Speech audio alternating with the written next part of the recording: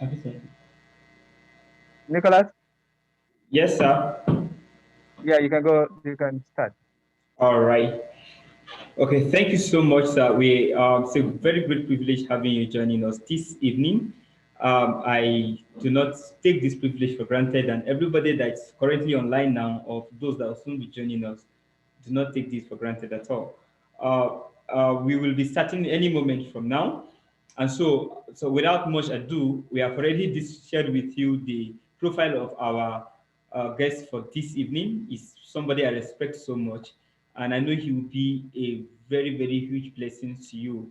So please, I'll just give him the space now to start the teaching immediately. Thank you so much, sir. Yeah, so can you hear me? Yeah, I can hear you. Okay. Yeah. Good afternoon, everyone, or evening, or good morning, wherever part of the world you're watching from.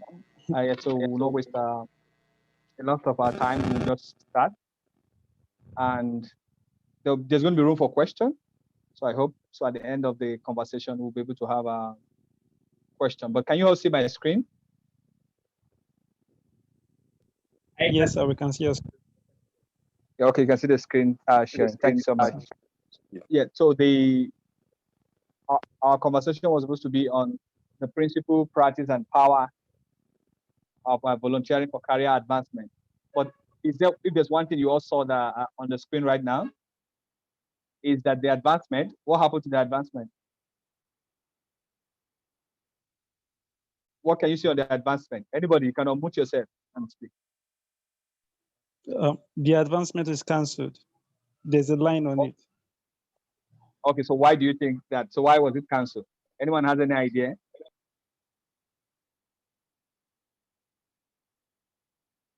Yeah, anyone, please just unmute yourself and share. Does anyone have any idea why it was done that way? Maybe because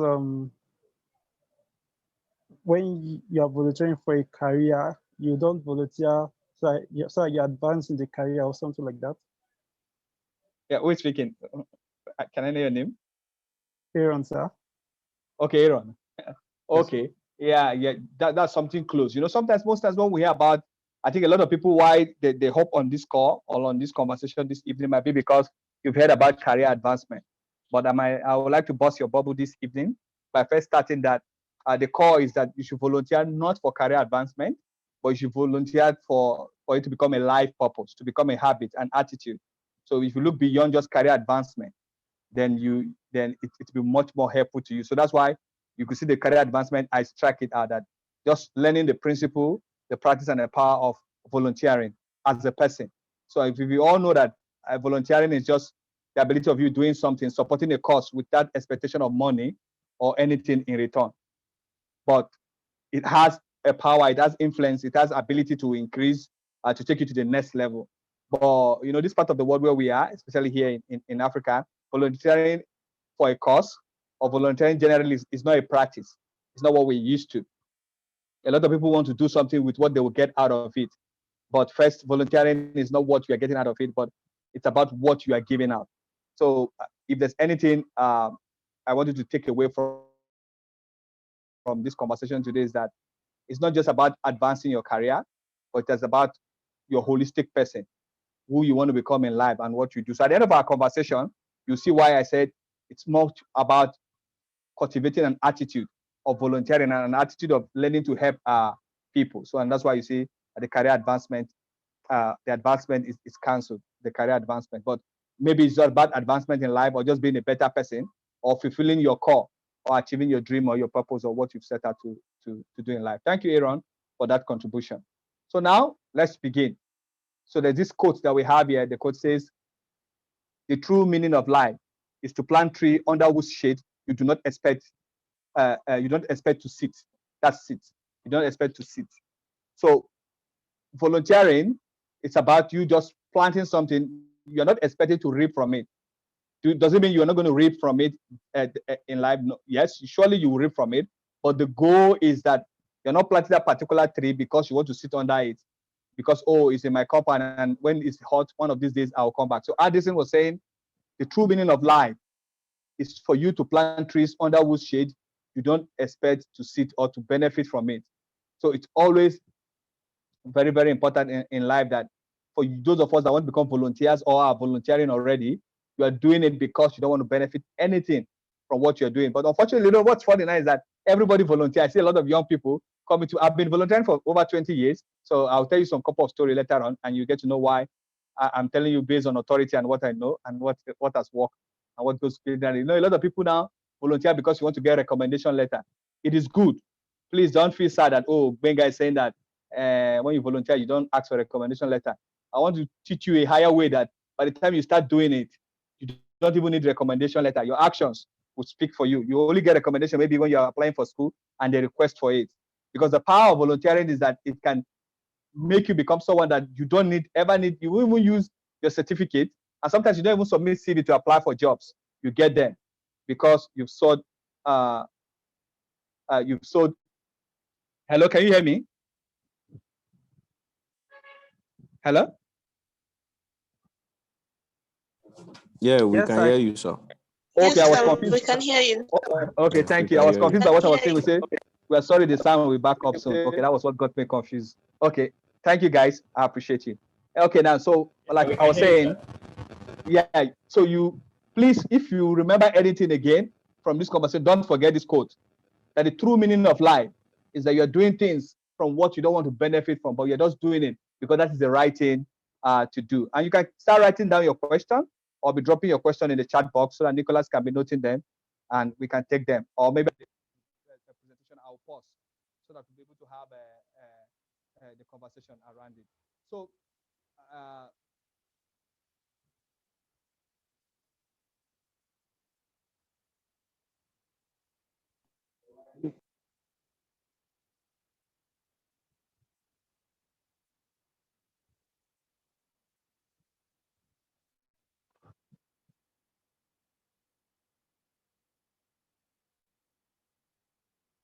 yeah, so now I want to also leave you with some key points. So there was a network disconnection from my own end. So I want to leave you with some point that I want you to note down that is also very important. So after this code, I want to leave with the board blast. And what is the first board blast is that what is moving you to volunteer. So please, if you have a pen and paper, I want to get you involved in this one. Can you get your pen and paper and write this down? You might not have that to it now, but after this presentation, you can go back and answer them. So I'm going to read each of the questions and pause every minute when I ask the question. What is moving you to volunteer? Take a minute, answer the question, and I'll get back to you.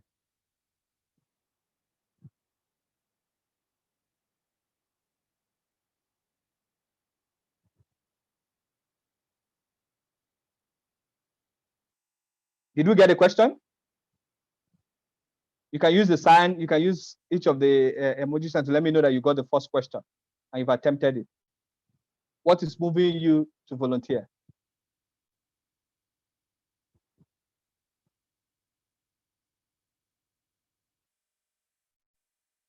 Second question.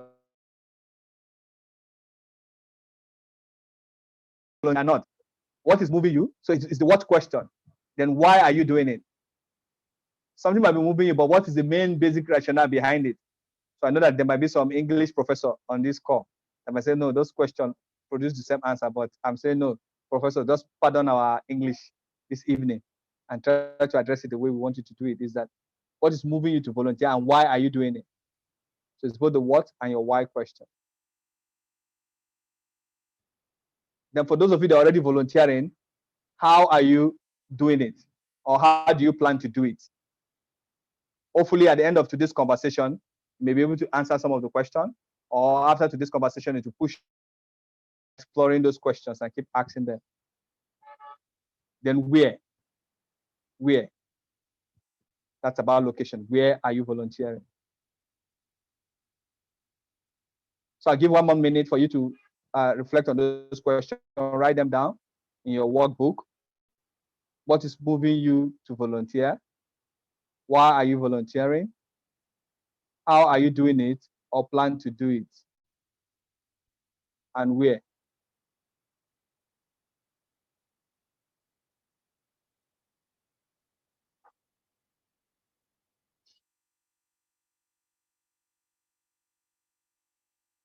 Okay. I hope we've all gotten the question and we've taken time to respond to them. Then I'll move ahead. So I would just like 3 people, either 2, let's be gender sensitive in this. So at least maybe 2 female or 2 male, or just 1 each, respond to this question. What is volunteering to you? What is volunteering? We'll be talking about volunteering. What is volunteering to you? Please just unmute yourself and share.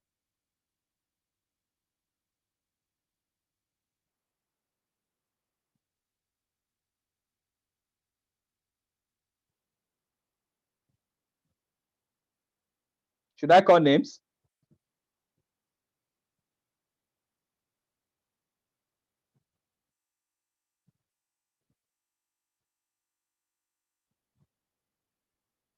Who would like to share? What is volunteering to you? Aaron.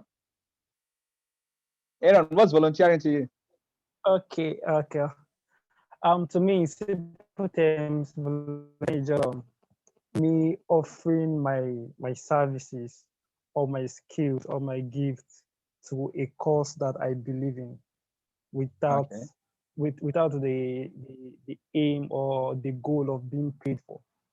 Okay. So you mentioned a couple of things. You offering your skills, your time in a cause that you believe in. So I want us to listen to those 3 critical things that Aaron mentioned. Yes. Yeah, his time, his skills, and to a cause he believes in, without the expectation of being paid for it. Thank you, Aaron. Yes, who else wants to share? Anyone? We're talking to leaders here. I hope we're all leaders. Leaders take both. No right or wrong answer. Don't be afraid. Just say, what does it mean to you, volunteering? You use the word every time. Oh, in church or at your workplace, in the mosques, wherever you are, they say, oh, we need volunteers to help us move the chairs. We need volunteers to help us do this. We need volunteers to help us do that. So what does that mean to you?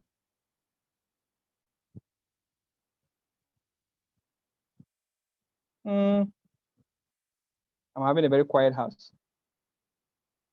Let me look for somebody else to call.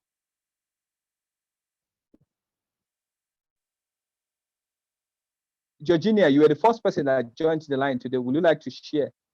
Is Georgina still online?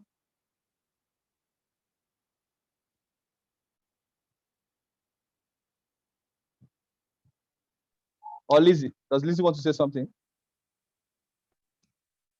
Yeah, Lizzie, so what's volunteering? Yeah, I can hear you, Lizzie. Go ahead. Okay, good Is evening, that Lizzie everyone. or is that Georgina? This is Georgina. Good evening. Okay, Georgina, can you go ahead, please? Yeah, we can hear you. Hello, can please you hear go ahead. me? Oh my God. Yes, Hello. yes, we can hear you. Can you see me? If you can see my hand up, it means yes, I can hear you.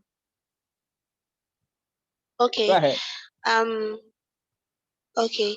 To me, volunteering means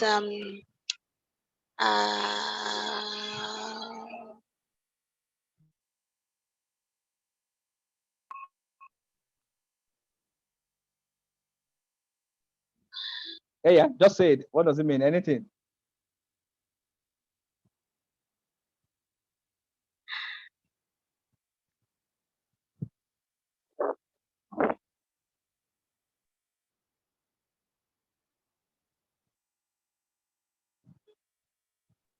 Okay, let's be while you are thinking, while you are thinking.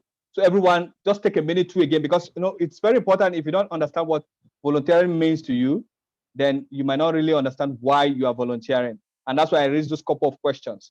And I know Georgina knows what to say, or maybe because I put her on the spot, she was caught in the act, so she was not able to share. But I know she knows what volunteering means, and we all do. All of us on this call, we know what volunteering means, but sometimes articulating them out to say what we want, we don't really have this ability to do that on the spot.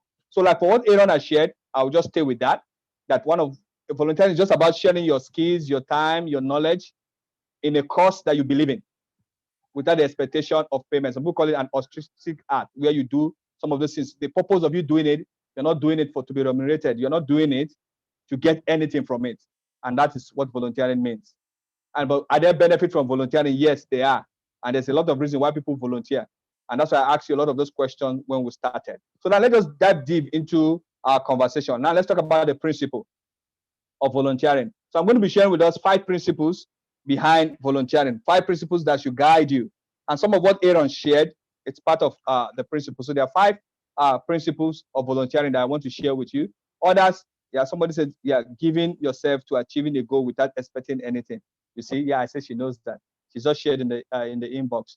That's giving yourself to something and all of that. So, and the first principle is a just cause.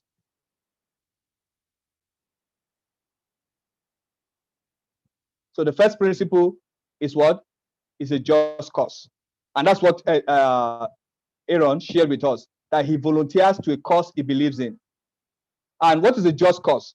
A just cause is any idea or anything that is about the future. It's not just about now. You know, a lot of companies, a lot of organizations, a lot of this, they talk about CSO. So, but I also want to tell you that corporate social responsibility is not a just cause. Every NGO you see, every company you see, everything you see, a lot of them don't necessarily have a just cause. Some of them is just an end to a means to sell their product. So when they say they do social corporate responsibility, it's for show. So it's important that if you want to become a lifelong volunteer, you should discover first what is your own just cause. So one of the principles of volunteering and getting benefit from it that will advance your career or advance whatever you do in life is that you volunteer for a just cause. Yes, I love what all of you are dropping in the chat, but just keep dropping them up there, what volunteering means to you. So you have to have a just cause. But sometimes as a person, you don't necessarily need to have a just cause, but you need to know why you do what you do in life. So for example, Aaron might have a just cause that all of us will want to volunteer with, because a lot of organizations that you go to volunteer with, they have a just cause. And what is a just cause? Something that thinks about solving a problem that goes beyond one generation. About solving, it's about the future. What are the solutions providing for the future? So if you want to volunteer, one of the principles you need to look at, one of the things you need to set out to do is that, does the organization you are volunteering have a just cause? Does it talk about the future? Does it talk about bringing about a drastic reformation or change within the community? It's not just about, and that's why I had to differentiate between what is a just cause and what is a social corporate responsibility. And like what Aaron said he believes in it. So if you don't believe in that cause, then you don't volunteer. So it's important that you know what you believe in. Each of us on this call know what are some of the just causes in the society, what are the causes we want to support, what are some of the things that are happening in our community that we want to be a part of in bringing that change. So you don't necessarily have to be the person that is starting it. Somebody else might be starting it and you're going to support the person. So that is principle number 1. The principle number 1 for volunteering is that it should be a just cause you are supporting. Remember, we're talking about volunteering that will make benefit or contribution to your life. So what is the second principle? Volunteering is like a seed principle. All of us, either you're an agriculturist or you have an agricultural background or you don't even know anything about agriculture, we all eat food. Yes or no, we all eat food. So if there's anybody that have not eaten today, it's because you are fasting and it's by choice. So we all eat food. And those food you eat, a lot of them come from seed. And what does seed happen? You put the seed in the ground, it grows. So what am I telling you this evening is that for you to make benefit from your volunteering experience, you have to follow the principle of seed. And what is seed? Whatever you put in the soil is what you will get. So if you put in good effort in volunteering, you will get good results. And you also need to remember that once you put your seed in the ground, it doesn't get results overnight. It takes time. It goes through process. So what am I saying? That one of the principles of volunteering is that it takes time. It's a process before you reap any benefit. Remember that you said you are even doing it sacrificially. So your purpose of why you are volunteering is because you are not expecting anything. And so if that's the purpose why you're doing it, in the future, like a seed, it will yield. Something will come. And so the principle of seed is that what quality of seed are you putting?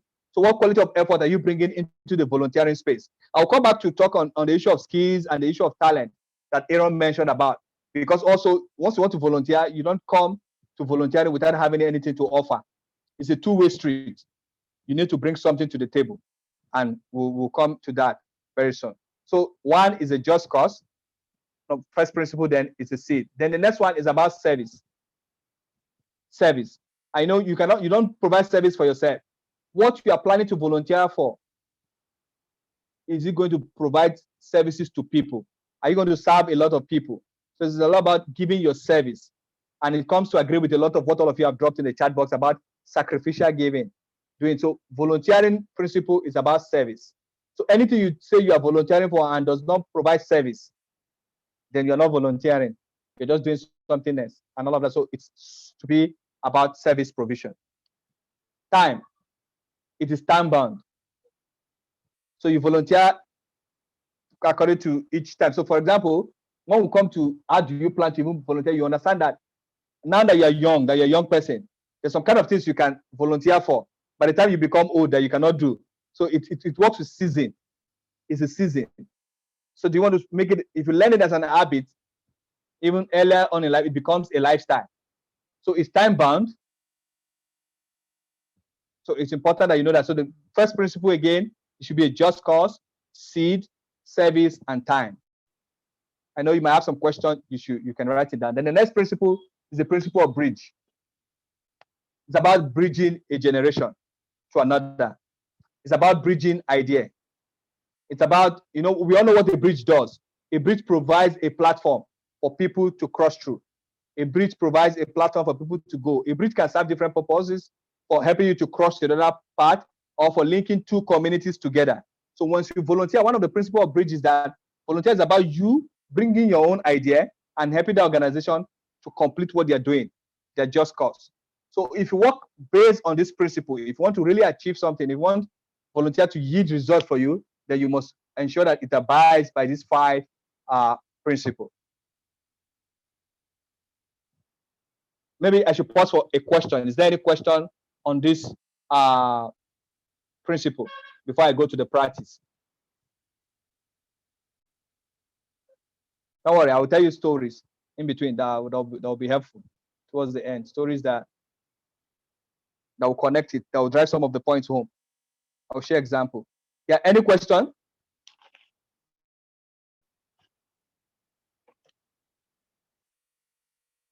Okay, I take it that there's no question, so I'll move ahead. No question from me. Okay, thank you. Practice. So for you to step into volunteering, there are 7 steps for you in practice, for you to go or become a volunteer, or even if you're already a volunteer and you're not following this practice, it will be helpful for you to, after this conversation, go back and begin to work on them. So it's what is called you need to develop your volunteer development plan. You need to create it, your volunteer development plan. You need to prepare it, your plan for development, or your professional volunteer development plan. So that's the full meaning of the PVD, your professional volunteer development plan. So because already you want to volunteer because you want to see it as a path to advance your career. So first, there are 7 steps. The first step to it is that you need to define your vision. You need to define your vision. And that's the question I asked. If you remember the question I asked us from the beginning, why are you volunteering? But this is going beyond that. What is your vision as a person? Because the problem here is that because a lot of organizations now know that people want to volunteer and they are looking for volunteer opportunity, they are beginning to look for cheap labor. And that's why you see that it's important that you know those principles that I have shared and you know the practice. You don't want to go and to be exploited. A lot of organizations are exploiting people because they know people are looking for opportunity to volunteer, or somebody wants to volunteer. There's these stories that go ahead that once you volunteer, it gives you opportunity to travel abroad, to do this, to do that. So a lot of organizations don't want to pay people. So they're hiring cheap labor by looking for volunteers. So if you don't know your vision, if you don't define your vision, you just jump from one organization to another. But you don't want that to happen to you. So you want to define your vision in life. And I will take you back again to what Aaron said about a just cause. Because if you don't have a clear vision, I see people jump from one organization to another. Today, they are volunteering on a sexual-based issue. Tomorrow, they are volunteering in the agricultural space. Tomorrow, they are volunteering in financial cycle. So you need to know what's your vision. What are you here to do? Like, you keep jumping from one thematic area to another. It's not that you cannot volunteer for different causes, but you see some people, they are known for fighting for housing rights. And that's what they volunteer all their lives. And that's why you see a lot of activists outside of this country, they are known for one cause. We want to improve healthcare. So anything around healthcare, even healthcare is so big, it's broad. They come down to the area in healthcare they want to support. But here we say we are a jack of all trades. But like it's always say, jack of all trades might be a master of nothing. It's okay to be multi-talented. I want you to know the difference between being multi-talented. There are different skills and different ideas you can bring to a development course. But once you are pursuing different courses at the same time, you don't have a clear vision. So I want to challenge every one of us on this call today. Now, what is your vision in life? So for you to be a good volunteer, you need to know what is your vision, what's your personal mission. So once you have a clear vision, then you can know, okay, I want to support this cause. Now, because my mission in life as a person is to help people unlock their potential, to help people have clarity and the organization have clarity on whatever they do. So anytime Nicholas, that was how I met Nicholas. I was somewhere one day sitting down. If you sit with me, after 2 minutes, I don't ask you a question, they know that there's something wrong. Either I'm not feeling fine or something. But my role is that I have the ability to help people ask questions, that help people to think about what they do. And so that's for a couple of years ago. I think that 2014 or 2016, here about when I met Nicholas somewhere in Jos. I sat close to him and I asked him some questions, and we started having a conversation. And from then we became friends. Yeah. So anytime he invites me to a course, I believe in his course, because my mission in life, my vision in life is to help people find their potential, is to help people unlock it. Not find it because everybody has their potential, but just help people to process how to unlock it. So what we call like a purpose X-raying. I help you X-ray your purpose and get to find what you're doing. And that's the conversation we're having today around volunteering too. So for me, my vision is very clear. So I cannot volunteer for any organization that does not meet my particular vision. Tomorrow, if you see me talking in network marketing, then you know that something is wrong. You cannot find me Gbenga educating people on network marketing or talking about around this, because that's not my vision. That's not my purpose to do that. So it's important you have a clear vision. And like I said, you don't want people to take advantage of you. And a lot of young people are getting into trouble because you want to volunteer. You keep volunteering, they use you. Remember that?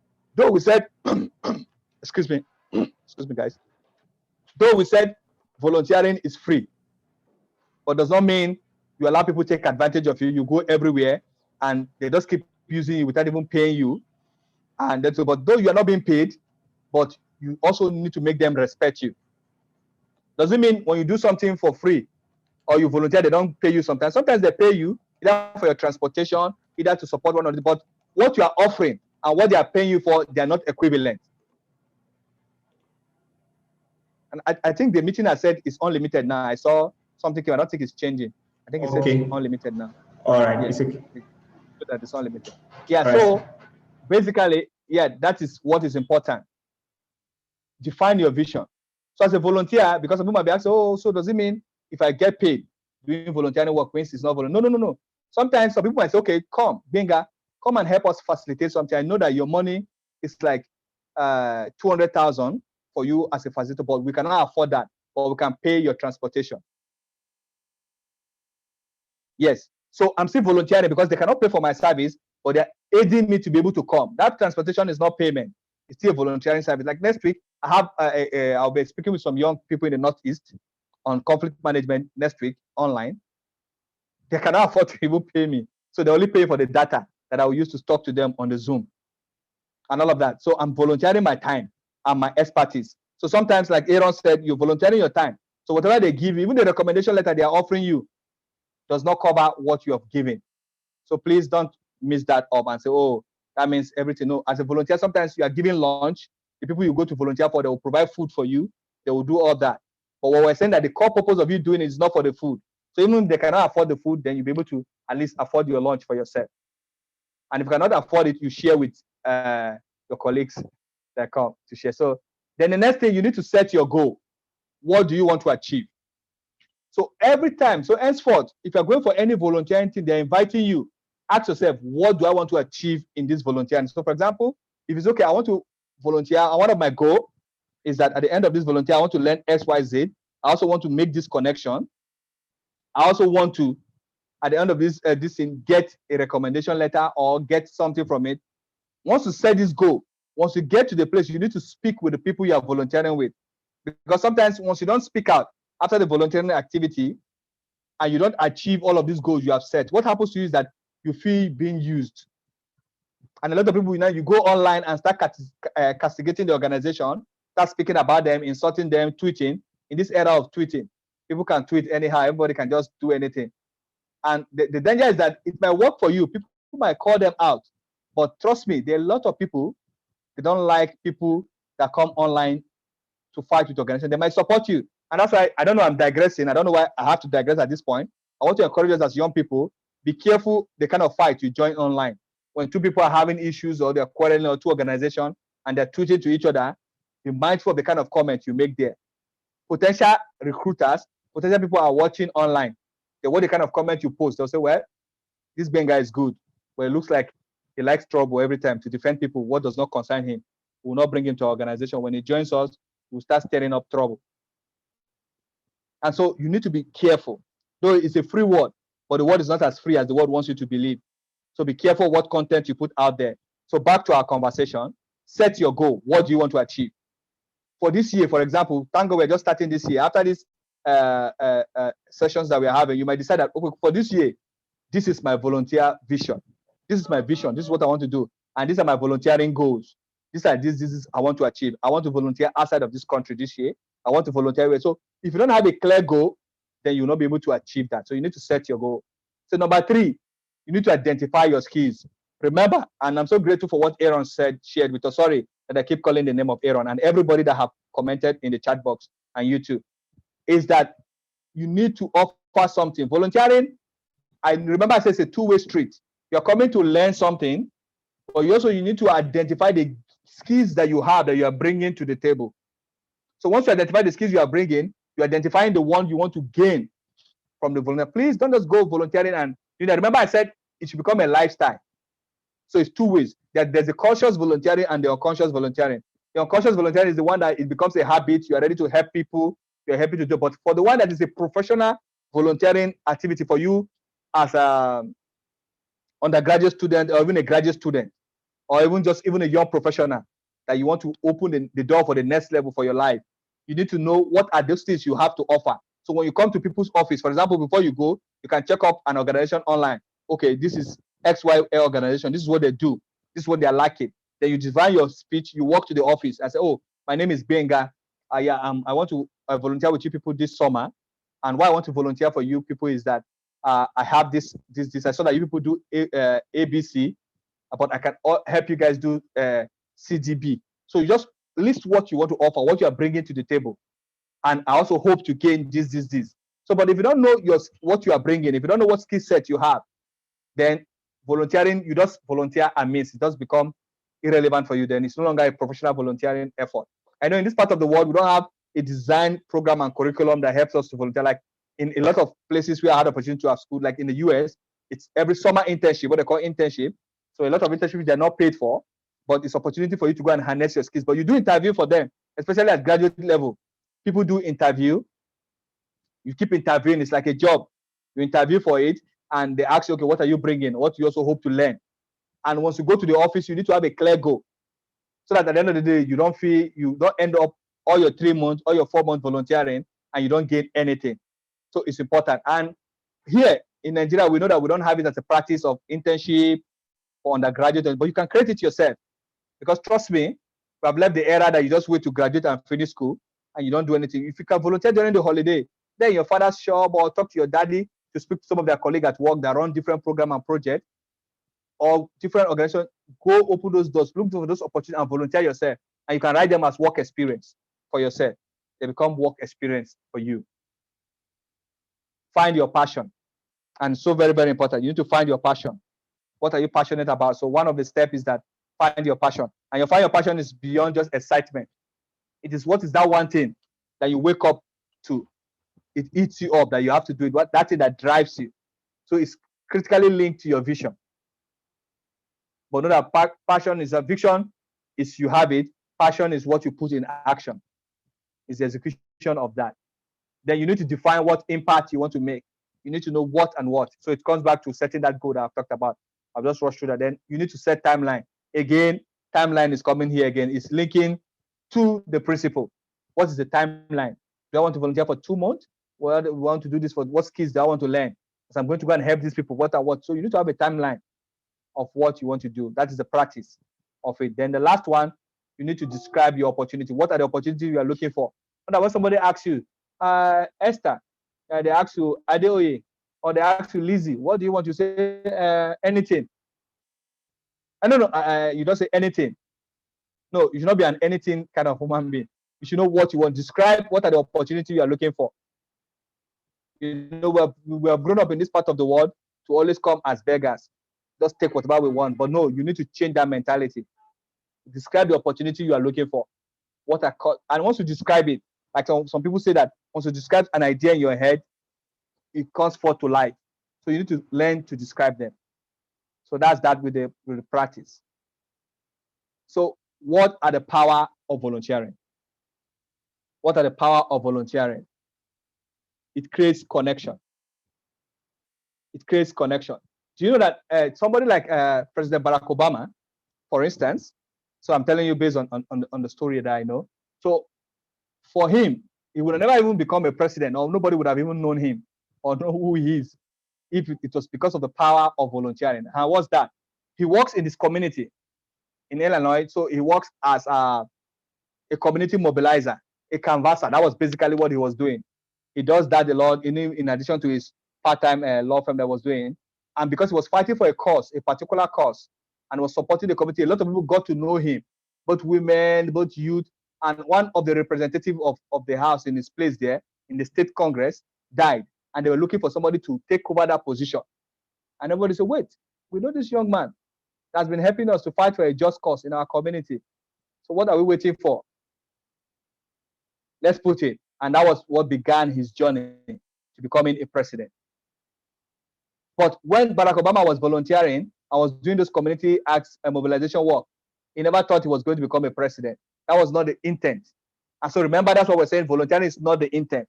But along the line, you meet people. So one of the power of volunteering that you meet connections. And I can tell you categorically, even as a person myself, a lot of the things I do now in life is because of the power of volunteering. Because when you're working with people, it gives you connection to multiple places. I will usually give an example so when I was in Jos, that Nicholas himself knew, when I was in Jos, so there was a friend of mine, so he just told me that coming to Jos, that the person needed help to be able to achieve a project, so I should help out.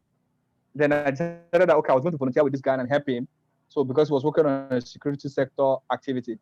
So I helped the guy, finished what he wanted to do, and the guy went away, left Jos and went back. So after many months and all of that, they were looking for a fellow for a particular program.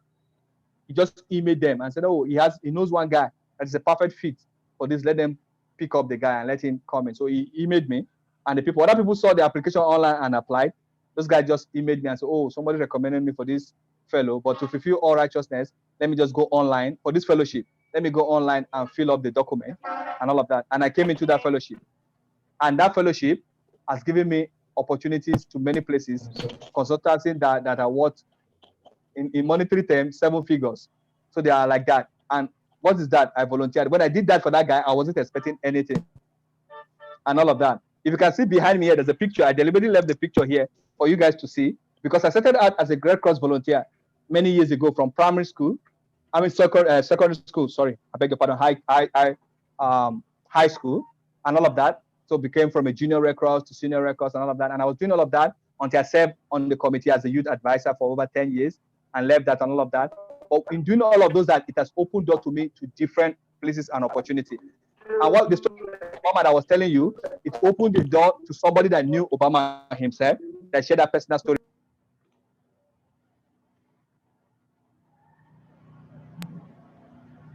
Hello, Nicholas. Yeah, sorry, I mistakenly muted this. I saw muted already. Okay, you stopped me. So what are some of those opportunities? It creates connection. So 20-something years ago, when I started volunteering to a cause, because I believed in transforming my community and changing, I did set out to have all of those connections, all of those fellowship that I have gone for. And like I said, if you start doing it, sometimes you don't need those recommendation letters. all the places I have volunteered, they've given me a recommendation letter, but I've never used any of them. When I was leaving Red Cross, they gave me all of them. I've never used them. People just make a call on my behalf. But why? Not because I volunteered, because other people also volunteered there, but was because I distinguished myself. I offered something to them. I also learned. I was a good learner. I try to learn what I don't know, and I ask questions. You also need to be a good communicator, learn to ask questions. So people begin to see, oh, this boy has ability and he's doing this thing. He's not doing it for the money. He's doing it because he cares. So it opens connections to you. Even the same thing I was sharing with somebody. So like there was a time we were in a meeting. The lady needed something. I volunteered to help and assist. So when the lady was leaving, he gave me a note that if you ever need anything, get to me. So funny enough, I didn't even ask anything. So we processed another fellowship that took me to the US when I was in the US. And so one of these days I got an email. At that time I thought it was even spam that, oh, you've been selected as 2 people among the people in this fellowship to go to the White House to meet with President Obama and have a conversation on what is the future of the yearly program and all of that.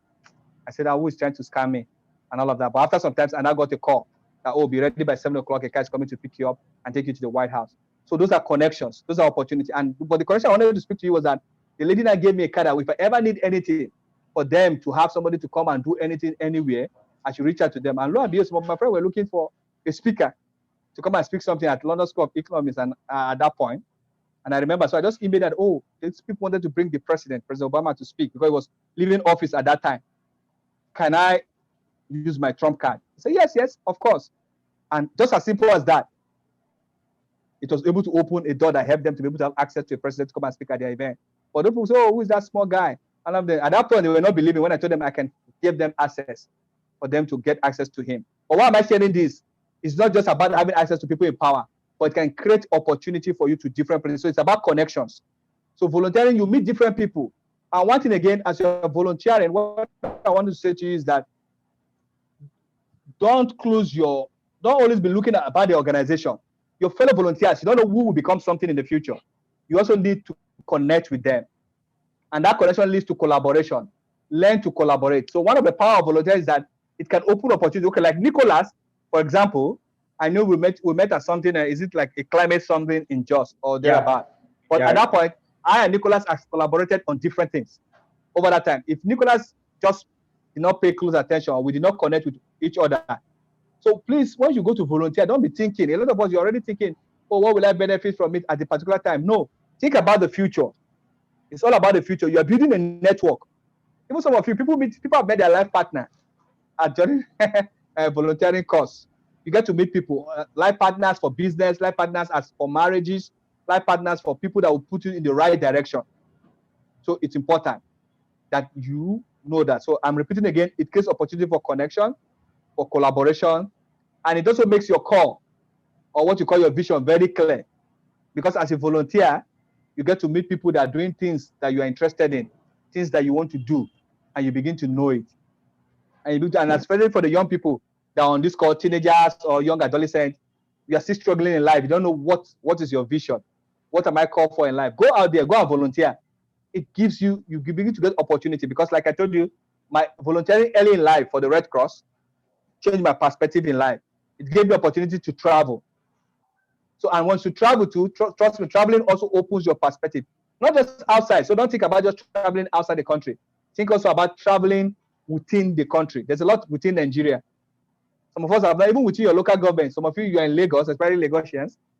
It's always their fault. They don't know beyond Somolu or Ikeja or somewhere like that. You need to know beyond. And some of you think life ends in Lagos or life ends in Abuja. But life is beyond that. So you need to think in broadly. And you also need to, what are the costs you want to volunteer for? So please, the power of volunteer is that it causes connections, it leads to collaboration, and it also helps you to have clarity on your call. So I don't know if there are questions because that's going to be the end of our conversation. Then I'm going to move us to this. Then I'll open it for questions. I know there's going to be a lot of questions, but don't worry. I'm here to tackle your questions. So there's a quote somewhere that says, a society that supports different kind of volunteering is likely going to be a society that promotes the well-being of its citizens. So you cannot see why Nigeria is where it is because we don't volunteer. Sorry to say, you see a lot of our ex leaders, they leave power but they don't volunteer for any cause. There's polio. There's one leader that we have. I will not mention the name because I don't want trouble. When he has left power, that guy, when there were strong polio cases in northern Nigeria, he never participated in anything. He never supported anything. He just keeps quiet. But every time he comes to, and we went ahead and voted for him again to come to power. So what cause? Ex-leaders in other countries are known for particular cause. Now, when you talk about peacekeeping, you hear of Abdul Salam has been called there. You hear that sometimes they invite Obasanjo or President Goodluck Jonathan. You go to another country, you hear of Habitat for Humanity. It's President Jimmy Carter, which I was privileged to meet because I volunteered in his organization in Atlanta. President Jimmy Carter, at 90-something years old, is still volunteering to help people to have houses. And how do they do that? People go, for poor people that don't have housing, they're able to help them get the land, source the material, and different volunteers come. People who come and volunteer. I want to be a carpenter for building the house. I want to build this. I volunteered in painting a couple of houses then as a volunteer. And that's that. And who started it is President Jimmy Carter. He saw it as a cause when he left power. And that's what he has been doing. And the man is 90-something years old. And he still does that as an ex-leader.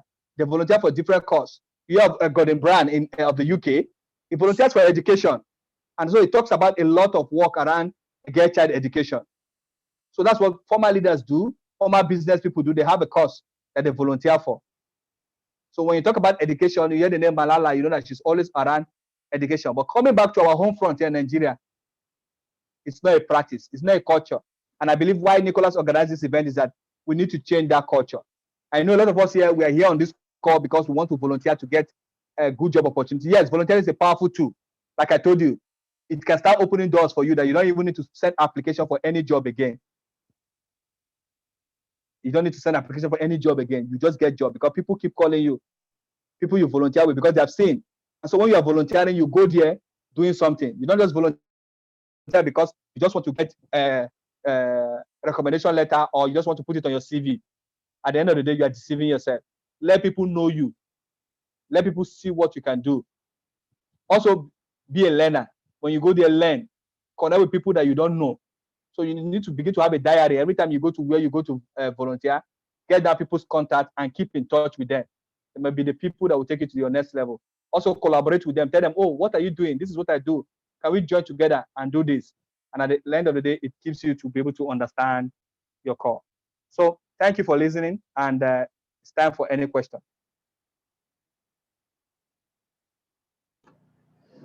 Wow. This is powerful. Thank you so much, sir. Please, if you can hear me, please can you indicate on the chat? I want to make sure that okay, can you hear me?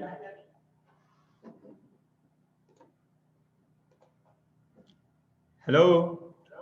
Yes, we can hear you. We can hear you. They're tapping in the box already. Yes, we can hear you, sir. All right. So this is very, very awesome. I've learned a lot of things this evening, and I know you have learned too. So please, very fast, if you have a question, you can just use the hand raising icon there. Quickly, just raise your hand if you have a question. If you don't know how to if you know how to raise your hand, you can just let me know on the chat.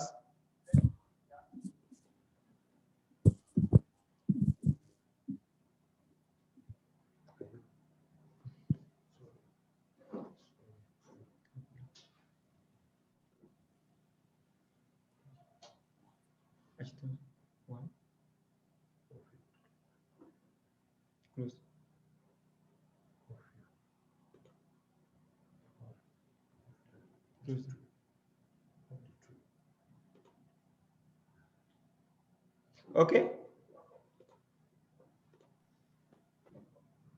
All right. It looks like there's no question from anyone from what I can see here.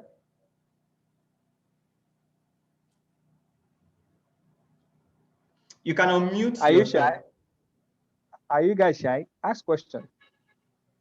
Okay, I think we have Sadiq NG. and Somebody NG. said this. All right, let's start with NG. You can unmute yourself. NG.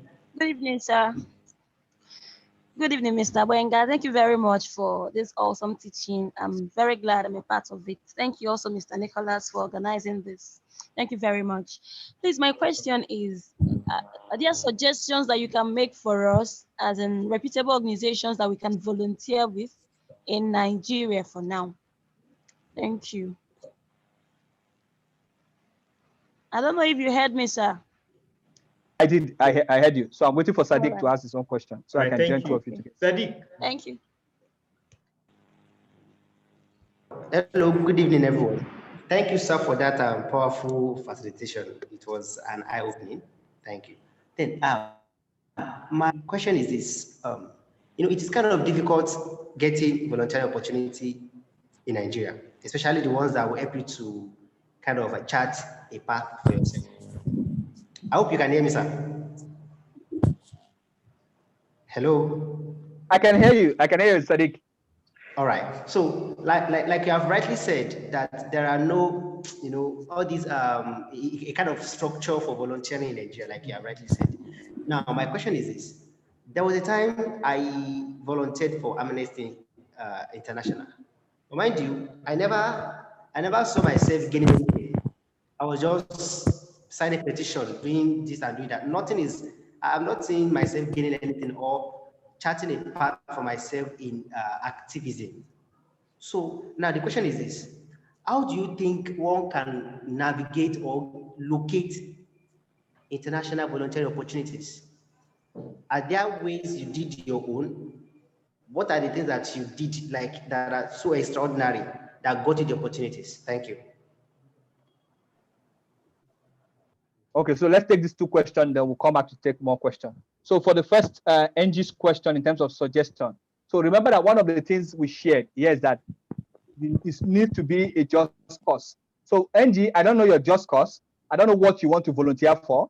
I can make suggestions of different organizations and give them to Nicholas to share with you. But until you know what you want, until you're able to define what is your just cause, what is your vision.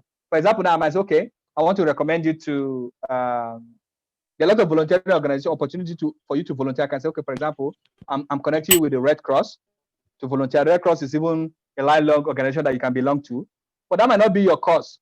You might not be into the cause of humanitarian work, or you don't want to do first aid.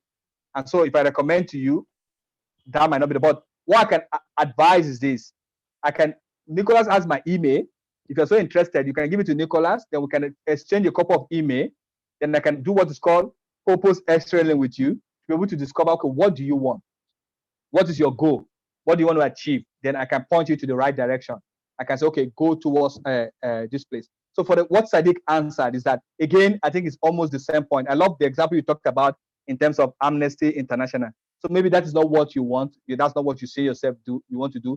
Again, Sadiq, it will come back to what is, so number one thing you need to do, Sadiq, is first, you need to know what is your vision, what is your core purpose. Like you said, there's what's an organization called VSO, Volunteer Services Organization. A lot of them, I'll give Nicholas a lot of organizations that he can share with all of you. For VSO, they help you get volunteer opportunity outside of the country. There's also, and remember, there's an organization called Atlas Corps. So Atlas Corps picks volunteers from Nigeria here. It's a very competitive. Like for the international volunteer opportunity, they are very, very, very, very competitive. And so you need to have the skills you are bringing. And so sometimes you need to start doing something from here. What cause are you supporting? What community services are you doing? Like for you now, for example, you've been supporting writing of petition, doing all of that. So, but the way you sign it, I don't think that's the line you want to go.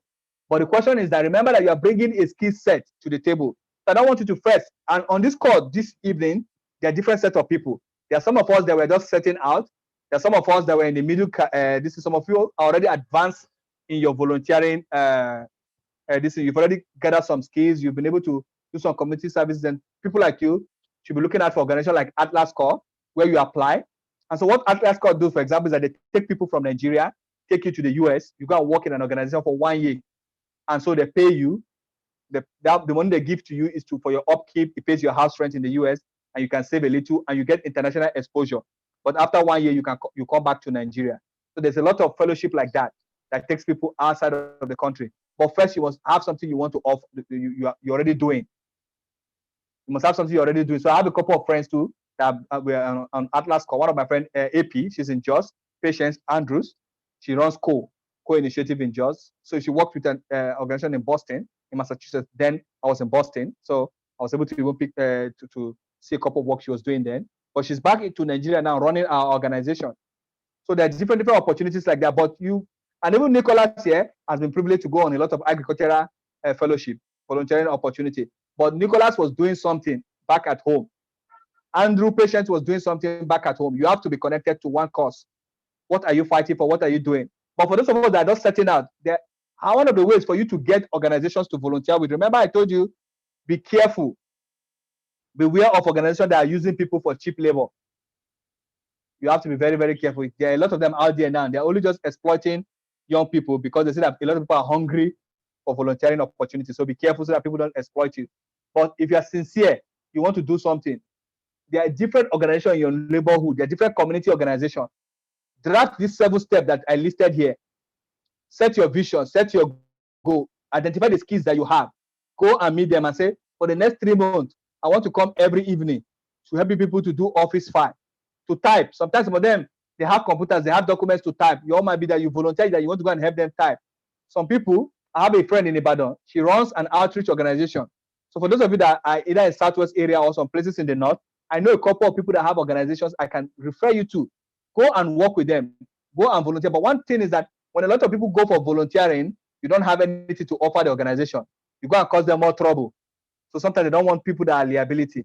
So it has to be a two-way street. What are you bringing to the table?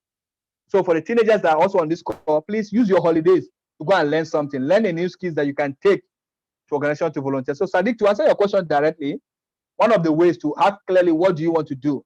And so for someone like Sadiq, the way you're standing, I think you might be a best fit for fellowships like volunteer opportunities like Atlas Core and a couple of them. And there's also a website that has different volunteering and opportunity for you, an internship opportunity. It's called Opportunity Decks. Check Opportunity Decks. They send a lot of things every day. They share a lot of opportunities. So there are a lot of opportunities out there, but you also need to know how to use the internet. So instead of wasting all of your time doing what's the name? WhatsApping and just watching people's story and doing lori and just watching different things and be dancing, just Netflixing and Instagram. I have Instagram account. Don't think I don't have it. I have all social media account, but I use them wisely. If you go to my Instagram account, I use it to educate people and I post different comments, but I post also my fine pictures there. You know, I'm a fine boy. Sorry, I'm just kidding. So, but what I'm saying is that I have all of those accounts, but you need to know how to use them. And if you use them well, sometimes people just come to your page. They come to your Instagram page, they come to your Twitter page, and they see the kind of conversation you have there. They'll just come to your inbox and say, hey, Nicholas. And they'll go, oh, Suberu. They might say, oh, Adeoye, we want to do this. Do you mind joining us? Many people have reached out to do. So it's not overnight. It's not overnight. You need to pay the price. And so for me, it took time. Like I told you, I've been with the Red Cross as a volunteer for over 20-something years. And when I was doing all of those things, and for me, even when I left secondary school, for 4 years, I didn't go to the university. I didn't fail. I have my WAEC. They were there. But I felt that I wanted to volunteer for this. So I volunteered with the Red Cross for free for 4 years. We need to start teaching those practices in the country that you take gap year. But because everybody wants to write jam, everybody wants to go to school. So, and then I want to go to the university. They all jump. I have a master's degree, so I also went to the university. So don't think, oh, maybe Gbenga did not go to school. I went to school. But going to school is not the ultimate. Sometimes you don't really need this. Some people don't even need a school degree to achieve what they want to achieve in life. But what am I saying is that learn to volunteer. You might take a gap year. Not always now. You know, the practice that wants to leave secondary school, the next thing is to go to university. But we need to get to the point that people begin to take gap year. Now, what is even running that when you finish undergraduate degree, people are beginning to go for masters. Sometimes you see in a lot of our master's classes, the conversation is so shallow because you have a lot of people in master classes that don't have job experience. They don't have any experience in life to share. So what are they conversing? So master class is supposed to be for professionals that have experiences to share and have this. So you see all fresh graduates gathering to sit in a master class. So there's nothing to share. And that's why when you go to master class outside in different countries, you see people that have been working in the UN, in the World Bank, in different organizations, with Apple, with all of that. They are taking break away from work to come and do master. So when you're discussing in those classes, it's matured. It's a matured conversation. So what am I saying is that learn to delay something. Sometimes create opportunity. So if you're leaving this call today, please, I want you to design a volunteering plan for yourself for 2021. Ask yourself, what skills do I need to learn? And how can I learn it? By giving to an organization and also gaining from them.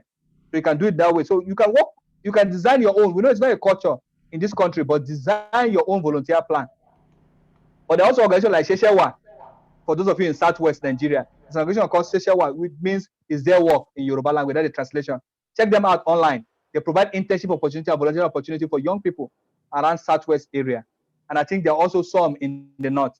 Or an organization that you like, you can Google them out, do this research like I've told you. So, okay, I think I can offer them 2, 3, 4, 1, 2, 3, 4. Then I will gain 1, 2, 3, 4. Sometimes you just need an opportunity to even go into the organization. When you finish your volunteering opportunity, they say, oh, this guy is good.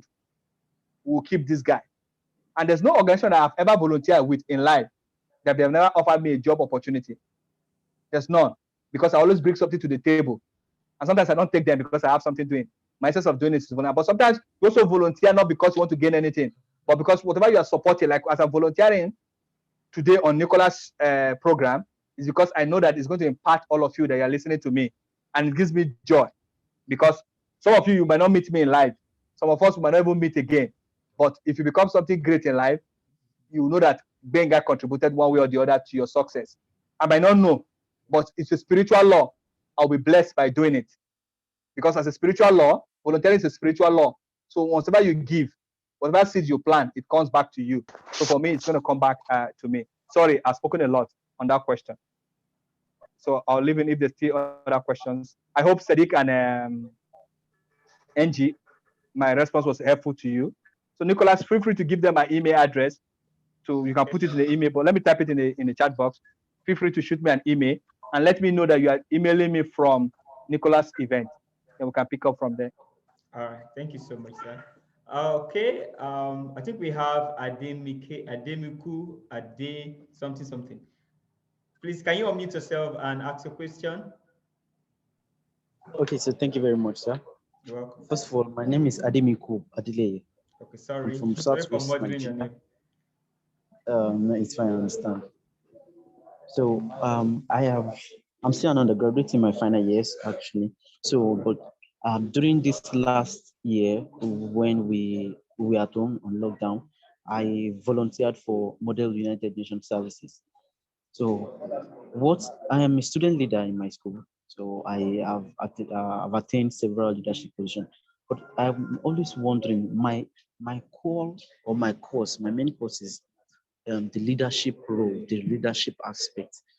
But looking around all these my volunteering research and the likes, I found out that many people only only want to attain all these community services, create a project and the likes. So I don't know if Mr. Mr. Dewey, please, I don't know if you can just explain.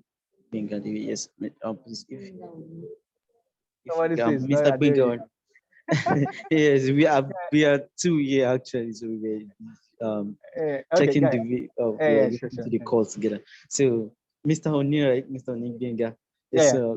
So I don't know if you can actually shed more light on that, because I'm also clarify. I don't know if you actually know Model United Nation, all these MUN services. So I attended several. In fact, right now I now see people calling me to attend, and because I received several awards then too. So, but I can't do that now because we've resumed and school activities and the like. So I just want to know if that is part of a community service, a leadership volunteering work, and also if there are other leadership volunteering organizations that I can work with in Nigeria. Okay, yeah, thank you, Ade, for your question. So now, first, leadership itself is leadership is just service. So sometimes we'll talk about leadership. So it cuts across everything you do, either a community-based organization or whatever. So I love what you talk about in terms of please, volunteering does not mean you have to start your own NGO. or you have to start your own organization. Remember, I talked about a just cause. What is the cause that you believe in? For example, it might even be a company. Let's say, for example, Nicholas has a company called Sorry, Nicholas, I cannot remember the name of your company. Yeah, you're muted, Nicholas. So, for example, Ajaoko Agritech. Ajaoko Agri, for example, is a company. And I might decide that I want to volunteer for Nicholas's company because I have a skills around maybe social media to help them manage their social media. So this Ajaoko now is not an NGO, but I'm bringing my leader. So leadership is not just about, I know the model UN that you're talking about. Again, you don't have to have a cause. You don't need to start an NGO, but it can be you supporting an existing cause. So I just wanted to clear that. You don't have to go and start. Everybody now is CEO and founder. Sorry, apologies to all the CEO and founders on this call. But I struggle with it a lot that everybody is CEO and founder. Nobody wants to support somebody else's project. Everybody you want to be a founder, you want to be. So more than 15 years ago or 18 years ago, I discovered that Gbenga, I don't want to be a CEO and founder of an NGO or anything, because I know that every year I'll be funding different companies because many ideas that runs in my head is just too much. So at the end of the day, I won't finish what I'm doing. So, but I'm best supporting others to refine their ideas. So number one thing you can do is, how do you learn to support others? You don't have to be a CEO. You don't have to be a founder. Look for opportunity and organization. Then the second part to your question is that, yes, there are a lot of, if you have heard of Leap Africa is in Lagos. I want you to check them out. Leap Africa also will give you platform. Leap Africa is an organization that also supports other social entrepreneurs across the country. I know that social entrepreneurship is much more than just NGO. It covers both company or social entrepreneurship is just about providing solutions that tackles social problem. So yes, you can bring your leadership skills, even as an undergraduate on your campus there. I don't know the university you are going to or the polytechnic you are attending. You might use some of these ideas, some of these things you have learned from these UN model programs that you usually attend. Go and use it to strengthen your SUG on your campus. SUG on campus in Nigeria, sorry to say this, is I don't use the word rubbish, but it's dead. And that's why you can see the Nigerian government can keep doing what it keeps doing in no more active activism on our campuses again, because we have learned the lifestyle of the politician outside. Everybody wants to collect due. They are waiting for when other students will pay due. When I was an undergraduate student, I wrote a lot of petition. I was tired. I just left them. One time I refused to pay, but then now when I collaborated with the department, if you don't pay your dues, you will not do clearance. So that was the only way they were able to get my due. Because they know that if they don't do that with me, I won't pay due to an unfortunate organization. So what am I saying is that you can start from there. So for you now, you have a skill you can take back to your school to strengthen the programs there. So it comes back to the other answer I provided to the other participants, is that what is your vision in life? What are you set out to do? So if you don't know what you've set out to do, you go to all programs. And so please, after today, I'm sending as an encouragement to everybody on this call. After this call today, don't attend every program. You're not supposed to be on every program. Don't attend every workshop. Don't volunteer in every place. Identify something. And so for you, you love volunteer around leadership, but I always wanted to tell that leadership is everything. I don't want you to see leadership as just positioner, people that are appointed into political position. No. Every one of us were leaders. Leadership is all about your ability to inspire others, your ability to provide solutions and respond to everything around you. So you're all leaders in your own right. In your house, what solutions in terms of managing your siblings? Sometimes you might even be the younger sibling. What leadership do you provide when there's something to fix at home? Leadership is about taking the first step. And so that is leadership. So for Ade, yes, there are a lot of leadership organizations. I can as well compile a lot of lists and give to Nicholas. We will share with all of you that are on this program. But you can also check out Leap Africa. You can check out a lot of different leadership programs. If you're in Lagos, then or you're in Ibadan, I think you have opportunity. Even in Osun State, there's also organizations around there. So just shoot me an email. We can always pick up from there. Wow. Thank you so much, sir. All right, I think that will be all for today. If am I seeing the hands raised? Sir, can you still take question? Because you told me you were. Yeah, sure. I'm ready. It was work meeting, so I've told my supervisor that I cannot attend. Wow. I'm even tired of Zoom meeting. This is like I've been on meeting Zoom since 1 p.m. Wow. COVID is not a good guy. Thank you so much for this. All right. So Absalam Liu, Please, can you ask your question quickly? Please make it as clear as possible and as fast as you can. Thank you. Good day, everyone. So mine is not more like a question. It's a service I want to render to anybody who's very much interested. I was part of a management consultancy firm staff that ran the polio POBR program for 4 years in the Northeast, and we were able to secure Nigeria's certification on wild polio virus free. So we did a lot of things on management consultancy. So I'm done with my contract, but I'm looking for a place where I could actually apply some of my skills. So if anybody have anything on this platform that has anything to do with data management, data collection. So I'm a tech savvy person.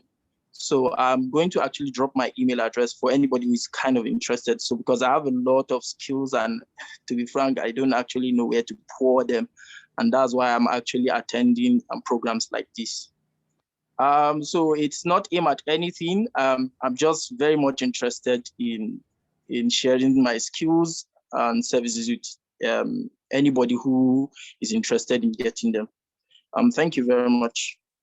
Yeah. No, I think that's good. That's so. Yeah, just used one of the. Yeah, just reached out to what do you call it? That's just one of the principle of volunteering by trying to do connection. So that's what you need to do. And I think there are a lot of, I know on this call, there are powerful people different. You don't know how powerful you are. Sometimes you're looking at power, because I know that Nigeria has become, so this all of us will want to this opportunity, all of us will want to, how do you call it? Want to yakpa. How do they call those things? That their language. I think all of us want to jakpa. Yes. All of us want to jakpa. Don't look at me, a Yoruba guy. I don't know the meaning of the word. All of us want to jakpa out of the country. But first, all of you want to JP. Yeah, somebody has given us this. All of us want to JP. So please, depending when you are JP, that country you want to JP to, if you don't have any skills to offer, if you don't have anything to do, trust me, you will suffer. You don't want to live on the street in the US or in Canada. Just the code. You don't want to be homeless. All those places are not like the way they do it. If you don't have money, if you don't have something to offer, and if you're lazy here, you know what they're doing, guys. You go and be working 24 hours work, keep 4 jobs. I'm not asking you not to leave, but you want to live on a higher ground. You want to live that you have something to offer. You want to live at the point that you are powerful, so nobody can do it and that. And so it's very, very important. Like somebody said, a lot of organizations. No, there's Rotary. Rotary is out there. Red Cross is out there. There are a lot of organizations for you to volunteer. Rotary is even a very, very good organization that gives you, even from university days, they give you. There's Enactors. For those of you that are undergraduate on this call, you should go and join Enactors, which is former SIDE, Student in Free Enterprise. When I was on campus, it was Student in Free Enterprise. A lot of skills that I also got then. We're running a lot of projects. I was a member of SIDE. We go for competition annually in Lagos. That's where we learn our management skills. Rotary, there's junior chambers, JCI. There's different, there's ISEC. So there's a lot of place to volunteer people. And you can also develop your own course. There are places, schools, there are private schools in your neighborhood. They're looking for free math tutor. Go and do that. There's a girl, what was she doing? When they went to Covenant University, what's her name? And I just got scholarship to Harvard. That people crowdfund for her online. I hope she doesn't stop all this and know that and say I cannot remember her name. So I forgot her name. So, and what was happening? She was volunteering and teaching children for free. So please take time, spend time online, go to YouTube, go with a lot of things in Nigeria. Before you begin to plan to run to Canada, learn something. Do I say you should not go to Canada? No, I'm not asking you not to leave. But if you don't know your vision, if you don't know anything, trust me, your life will be better for you here in Nigeria than going there. Because people are still making it in this country. As we're speaking now, they are millionaires growing up in Nigeria. They don't know politicians. So please stop, don't complain. I know Nigerian problem too. But we need to change our mind and tune our ears away from Nigeria's problem and begin to be Nigerian solution. Is there a problem in Nigeria? Yes. Is the Nigerian government frustrating? Overly frustrating. They are very insensitive kind of leadership that we have. Insensitive kind of government since they have given birth to me on planet Earth. I've never seen this kind of insensitive government in my life. But there's no trouble. You need to keep pushing on. You need to keep doing something. How do we fix it? Because tomorrow it might be you that become the leader. It will be you that become the president. That's Or if you don't learn how to volunteer, and also I'll say that a lot of our ex-leaders, they're supposed to support a different cause. Like now we have more than 3 or 4 living ex-presidents that are alive. They're not doing anything. But Clinton is the one supporting a lot of enterprise work around the globe. There's this competition that usually happens always, every year. Even Nigerian universities are participating in the competition on entrepreneurship. The Clinton Foundation is the one that supports it.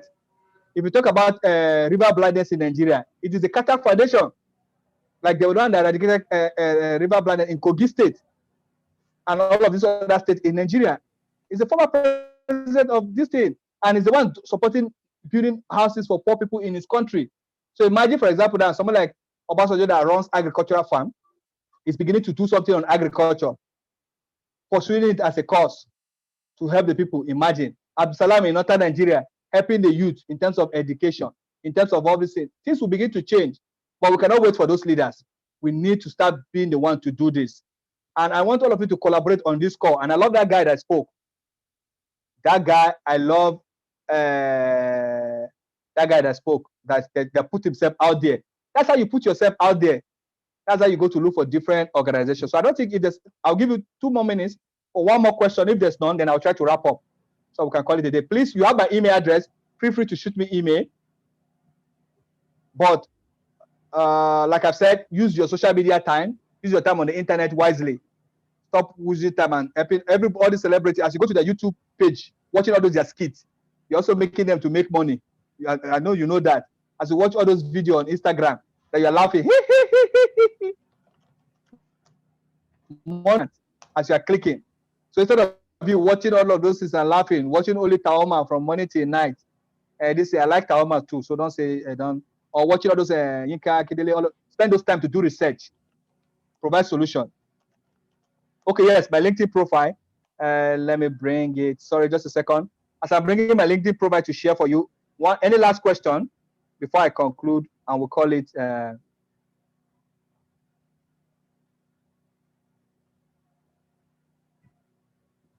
All right. Is there any question why he's bringing out his LinkedIn profile? Okay. So in the absence of question, okay. Sorry. Yeah, please go ahead. Someone else. That person is a bad network. Can you type your question? Yeah, Saliu, please, can you type your question? Saliu, you're in a bad network. Is his video on? Maybe you should off his video so that he can. Yeah, the video is actually off. Saliu, please, can you type your question in?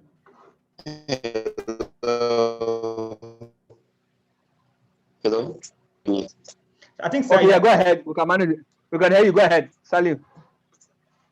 Okay. My question is, I noticed like all the opportunities around are centered on education. There are no opportunities out there for skilled like physical skilled, not what digital. What do you mean by physical? What do you mean by physical? Can you mention one? Physical, like training, physical training, engage in a particular job and learn the skill in that job, and not digital wise skilled. I don't know what you mean. Nah, that's what I'm saying, that you need to be specific what kind of skills you're talking about. If not, there are a lot of vocational program out there.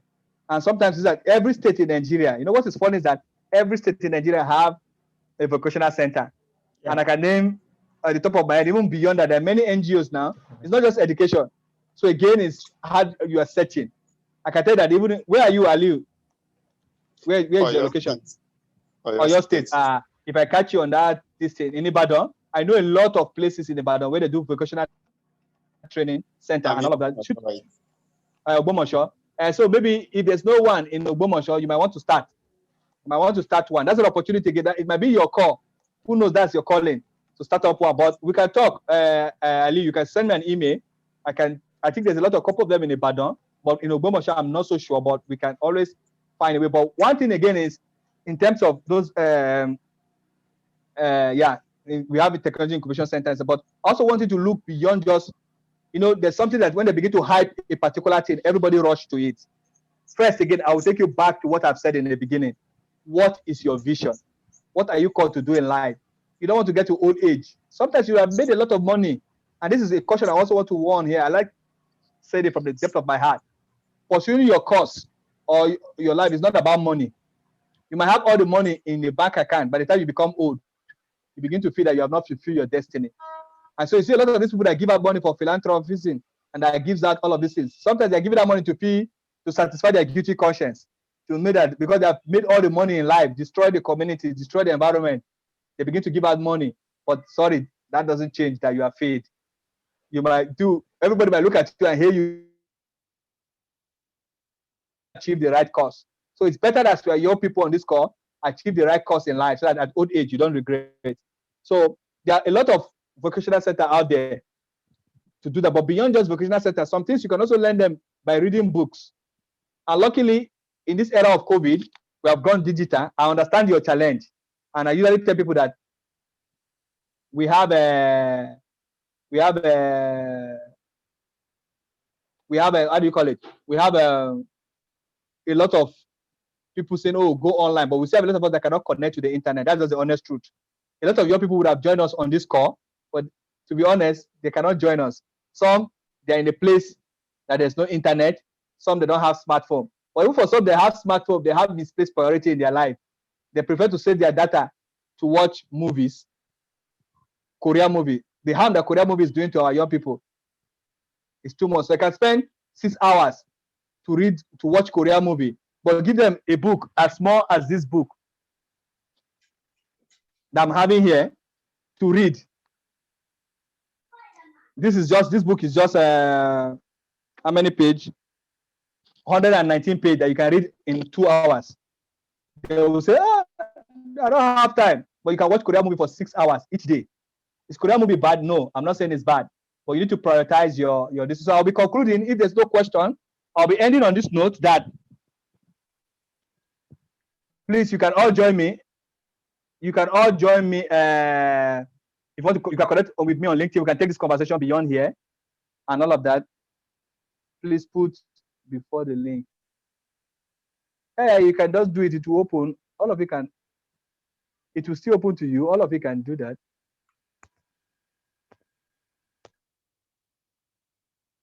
All right. Can you hear me, sir? I can hear you. They want me to put something for them on my LinkedIn. All right, sir. So I've done it for you. So I think we have one. Yeah. Hand. So I think we have one hand. Okay. Very fast. Okay. Let's take the last question. All right. Let's take the last please, question then. Please ask your question. Good evening. Good evening. Hello. Good evening. Good evening. We can hear you. Okay. Okay. My name is Samuel from Abuja. This is my question. During the class, you spoke about not putting money first when volunteering, that you should not look at the now, you should look at the future, and many times over the recommendation letters might not be things you need, the connection that will come with it. But I wanted to ask that during those early days of your volunteering, how were you able to balance it? Because it's good that we are not looking at the money, we are not looking at what will come from it, but how were you able to balance? Because we have needs, we have other things to do. Was it that you had a day job that you were doing that was you're using to survive while you were volunteering and sacrificing full time? I wanted to know how you were able to balance it, how you were able to meet those sides to find the footing in both areas. That's meeting your financial need as to be able to volunteer without looking at the money that comes from volunteering in the now and putting your eyes in the future. Okay. Yeah, thank you. That's a very good question, and I'm going to attend to it quickly now. Yeah, so let me come back to Zoom. So I wanted to answer them. So now there's, and that's what remember we talk about timeline, setting timeline. One of the ways for you to manage when, okay, now let me start with myself because you wanted me to make it practical. Like I told you, I started volunteering from secondary school, so I don't need, they are providing food for me at home. I eat free food, so I don't need to think about the monetary implication. But when I left secondary school, those period when I was volunteering for those 4 years for Red Cross, my mom was gracious enough. And so I owe that to my mom. She gives me transportation to go to Red Cross office every day. But along the line, so we got to a point in that volunteering work that we got to a point that we started volunteering on an operation in a displaced camp. So they pay for our transportation to go there. So that's my early days of volunteering. So I wanted to start that I had that platform. But for you that want to volunteer, that's why I said, we are on this call. We have three different sets of people. People that are setting out to volunteer, people that are already volunteering, and people that are in the advanced stage. Like for me, I'm in the advanced part of my volunteer. I have a day job. I have a job I do. Like I told you, because I had to take permission. I've been on a call since morning. I had to take permission I was not going to attend the last meeting for the day to come here. So for me now, I have something I'm doing. So when I do things now volunteering, I have where it goes. So I volunteer at my spare time. But for you that don't have anything doing now, you can volunteer to places that you don't need to spend money. And that's why you also need to have your time. You also need to have the time you volunteer. You don't volunteer. And sometimes people volunteer. I have a brother that is volunteering with, how do you call it? This mobile network manager, people that manage this, what do you call it? Mass, this MTN mass and Airtel mass, people that maintain all of that. He's an engineer, has graduated, there's no job, there's nothing. So he's doing that to have more experience, technical experience. He takes himself to that place. So it's going to cost you something. And that's what I want you to also know. Volunteering is also going to cost you something. But sometimes it's also a give and take. And like I told you that you need to be aware of organization that wants to use you. So for example, if you go to an organization and they ask, and okay, I can also tell you too, there's a part of my life when I was volunteering, the people were giving me 3,000 every month. That was their own support. I come to the work to do everything. So that 3,000 was to support my transportation of commuter, but it doesn't really cover it. So I augment it. So there was a time that I could not make it. I told them that, oh, that money was not covering my coming. So we programmed that I should not come every day of the week. I will come sometime. So it's all about you knowing what you want to do, then negotiating with the organization you want to volunteer with, or volunteer with the organization that you can work and go there. For example, if somebody asks you to come and volunteer, and it's what you spend money on data, and you cannot afford it, you can say, hey, sorry, I don't have data. Can you provide data? If you provide data, I'll provide my time and my skills for you. So when we're saying that it's not about money, remember what we're saying is that the essence of what you're going to do it is not that you're doing it because they want to pay you salary. Because whatever they give you does not cover it. And again, you can volunteer for a cause that is not, you don't want to make money out of it. Like, for example, what I'm doing here, like I've said today, is not to make any money out of it. It's a just cause that I believe in. So I have my other job, my 9-to-5 job that I do, or you can have your business by design. And that's why I say that we should make volunteering a culture, a habit, that you see a cause. I have a lot of teenagers that walk around education and other spaces that they want to do program, they run to me to say, can you support us? So me too, I've gotten to a point in my life that sometimes I can support people financially to run program. I have people that have said, okay, can you be going here every day to learn something? Then every month I put you on this stipend to support you. So that is my own way of supporting them to get a skills that will take them to the next level. But I didn't just start to like that, because I also understand what it means for somebody to volunteer without having money or having what to offer. So now I do that by supporting others. And so you too have asked this question. Tomorrow in the future, you have seen that it's a lab for people that are volunteering. You might open a volunteer program that you support them with money and to do that. And so sometimes, please search very well. There are different volunteering opportunities out there. Some will tell you that come, we'll give you 20,000 every month. We'll pay for your transportation anytime you come. We'll provide lunch for you.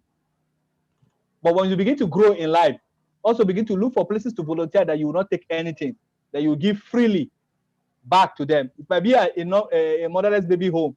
You decide to go and they'll give them clean haircut, the children there. Trust me, the prayers that those children will pray for you will open, the kind of door to open for you. No president, no anybody can do it for you. So look for different opportunity in your community to volunteer. That's what we're saying. But for those of us that are here, that are looking for professional volunteering opportunities to grow, you need to define it. You need to write out a goal. What do you want to achieve with it? Then approach an organization and say, Ajako, this is what I want to do. I will offer you people this service. Can you pay for my transportation to come? We're not saying that you cannot ask for them to pay for some of your services, but we're saying your sole purpose or aim of volunteering is that you're not doing it for any gratification. And that's why you see people travel all over the country. Every year, you see American society, European society, even some Northern African society that made it an opportunity that children begin to save money from the beginning of the year because they want to travel. All of them are saying they want to travel to Africa to volunteer. It's time that we too will begin to travel to Europe, travel to America now to volunteer too. They also need help. Nicholas can talk about it. There are a lot of community in the US that need help. Seriously, sir. Especially the African American community. They need people like you and I. They need to mingle with other Africans themselves to help them, to teach them things. And that's where we are going to in the future, in the next 2 to 5 years. And that's why you need to prepare yourself. You need to learn a lot of skills here now. In the next 2 to 5 years, trust me, people will begin to travel from here to go and help. Even missionary trip. Some of you can decide to go on mission trip, save money. That's also a volunteer trip. Whatever. Then you go and all of that. You'll be able to do that. So I hope I've answered your question. Is that yes, you can plan. Please get a 9-to-5 job. We're not saying volunteering is a spirit. It's what you do to better your community. Because sometimes if you don't volunteer for a cause, if you volunteer to take children out of school, children so they can go to school, you're also helping yourself, because tomorrow in that community where you're working, you'll be able to help to reduce violence and crime. You yourself, you are protected because you went to volunteer in an educational program to teach those children that would have become criminals tomorrow. If you neglect them and say, no, me, I have my own job, I'm satisfied. And that is why we will know that you are volunteering. It's because you are looking for opportunity. Because some people immediately get opportunity, they stop volunteering. I've gotten admission. I don't, because you want to put it on your CV, on your application, that you volunteer here. And once you get a job, you forget volunteering. Don't worry, you will come back one day again, and the community will know you as you only did it because you wanted something. Yeah. All right, thank you so much. I think we have questions pouring in. I think we are. What's the question? Yeah, only him. It's actually okay, so it's little contribution. Yes, yeah. Contribution. Yeah. Thank you so much. Yeah, it's true. Yeah, it's using that's the rotary. I think it's speaking from Kene. Some of the Rotarians. I look at that guy as a Rotarian. So it's that whatever you're doing, is it truth? Is it is it fair to all concerned?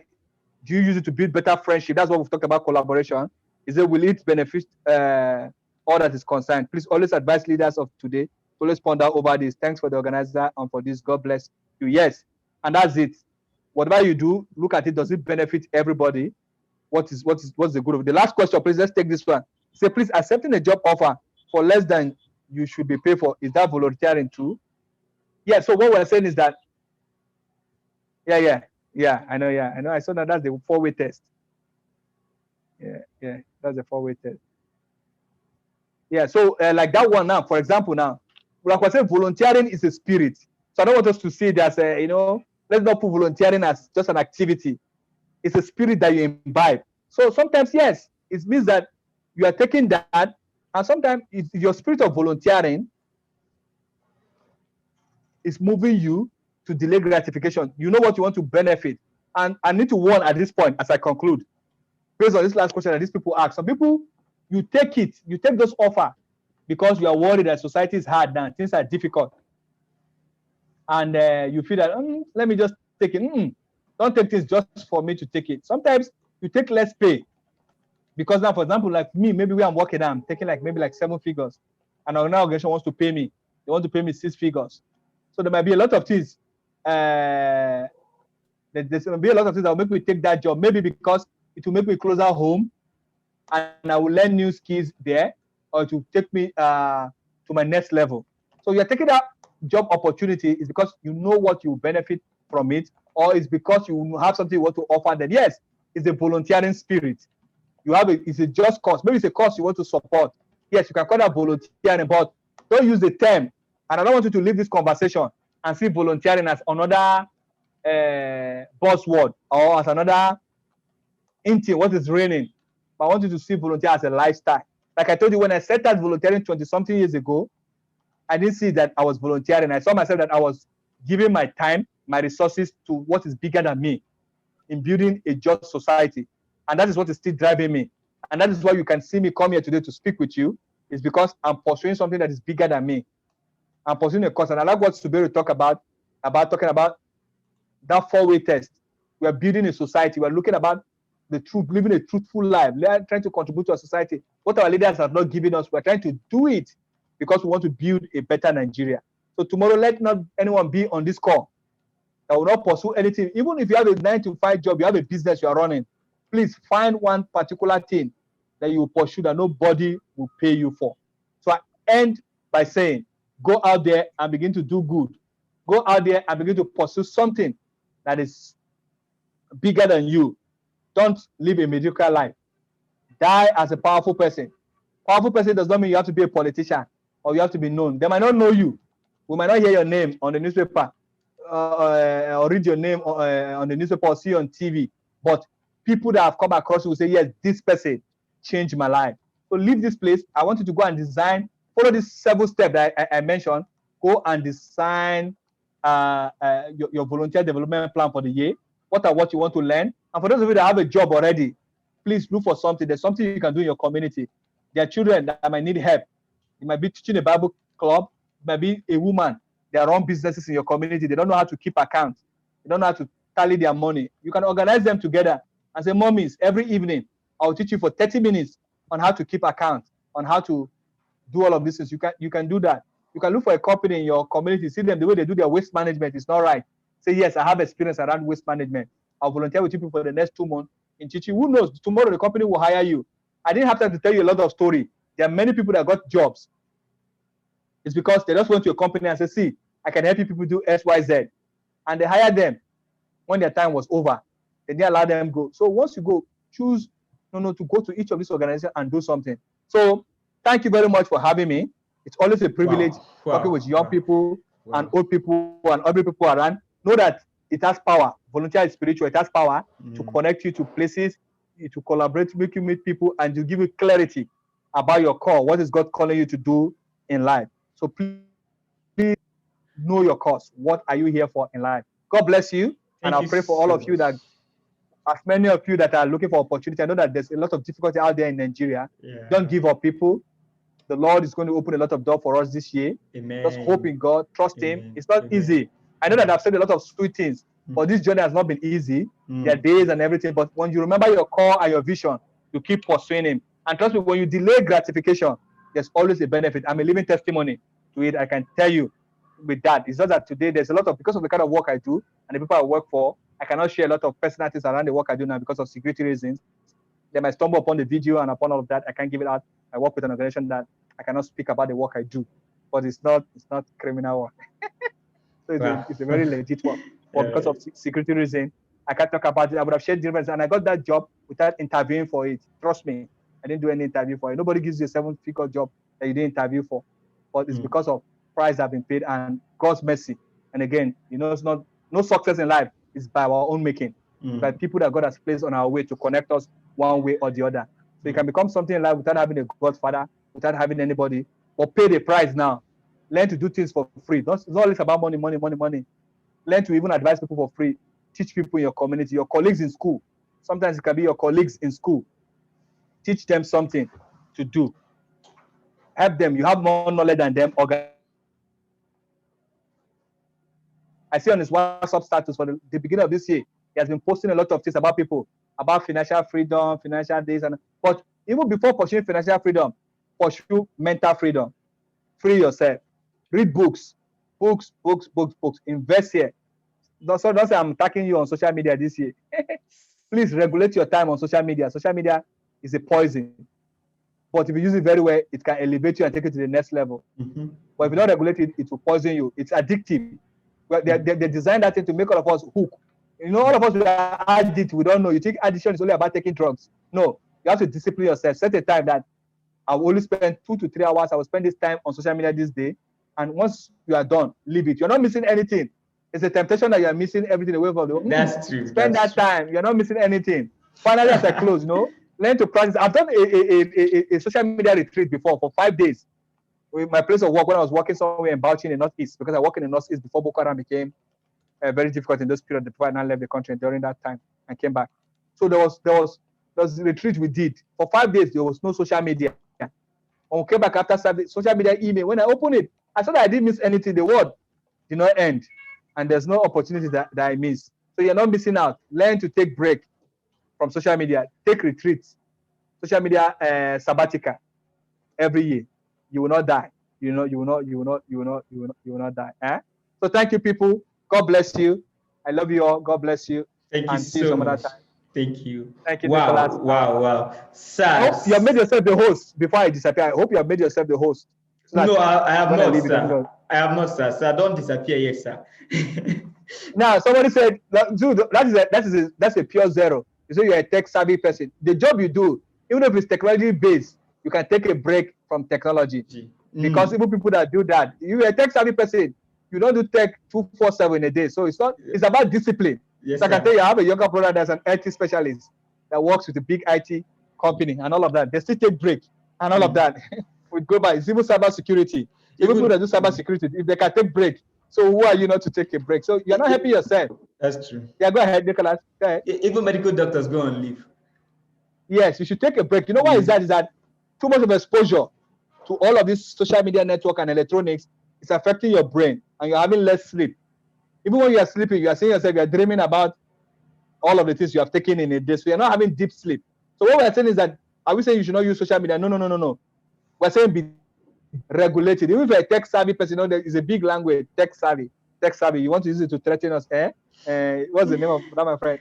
All right. So what we're saying is that, yes, when you know what you're doing, but just be disciplined. And that's the point of what we're saying. Yeah. Wow.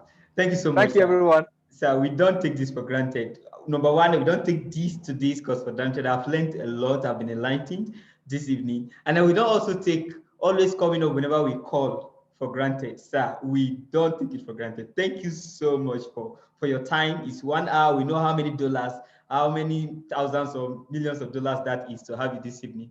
But yet decided to come and just give this to us free of charge. God bless you, sir. All right, sir. Thank you for always giving me the opportunity. So for me, I also see it's an opportunity to give back, because that's one of the ways to give back. So like this hour, so I know that I've also benefited, because like I was at conversation with you, you might not say anything, but the back and forth question you've asked has also strengthened me around this research, because I've been doing the research around the power of volunteering and all of that. So having the privilege to test it out with you people again is that. And so I wish you all of the best. Please shoot me an email. If I don't respond this week, it's a little bit tight this week, but I will do my best to create a time next week and respond to all of the emails. Follow me on LinkedIn. Let's connect and let's share opportunity together. And for those that might need opportunity, I might know 1 or 2 opportunities I will share with you. And please make friends with everybody you have attended on this group. Who knows, your group next, this particular group for this year, might one day become president. And when you become president, that's how you call people to come in your cabinet and all of that. But if you don't know good people, you will call bad people to your government. I think that's one of the trouble of this present administration that we are so struggling with. He brought all of his friends to power, but if you don't have good friends, they will come and mislead you and they destroy. So it's the same pot, and so it's so bye everyone. Let me go before DSS will come and pick me up. All bye. Right, sir. Thank you. I love all of you. Bye. Thank you. Yeah. All right. So a quick one before we go this evening. First of all, I want to say thank you for coming. Thank you for turning up for PDS 2021 Day 2. So we have a very important announcement to make. If you are between the age of 16 to 26, we have something coming up for you. It's called Capacity Building Network. So I'm sharing my screen with you now. I think you can see my screen. So you can just visit www.cbn2021.nicolasalfa.net and read more about what CBN is. I will encourage you to apply if you are between the age of 16 to 26. It will turn you around. It's going to be an awesome thing. And if you are above the age of 26, there's still an opportunity for you to volunteer as part of the team leads or group leaders to be part, and you still enjoy everything that every other person's enjoy. So that's actually what we have for you. And we have the plan of, so we have the plan of converting this series into an ebook. So if you're good at transcribing audios into text, please reach out to me personally. Reach out to me personally and we'll talk about that. And I'm very sure most of us are communicating with our team on WhatsApp. So if you have any question, you can also feel free to drop it on WhatsApp. We'll go ahead to answer them and send it to you. Thank you so much for coming. See you tomorrow by 4 o'clock. And for those who actually wanted to join through Facebook Live but have not been able to join, we are very sorry that is happening. We can't make it to Facebook Live even tomorrow. So we'll be using Zoom tomorrow. Only Zoom, there will not be Facebook Live. Thank you and God bless you. Have a nice day. See you tomorrow. Bye-bye. 1, 2, 3. All right, sir. All right, thank you. All right, sir. God bless you.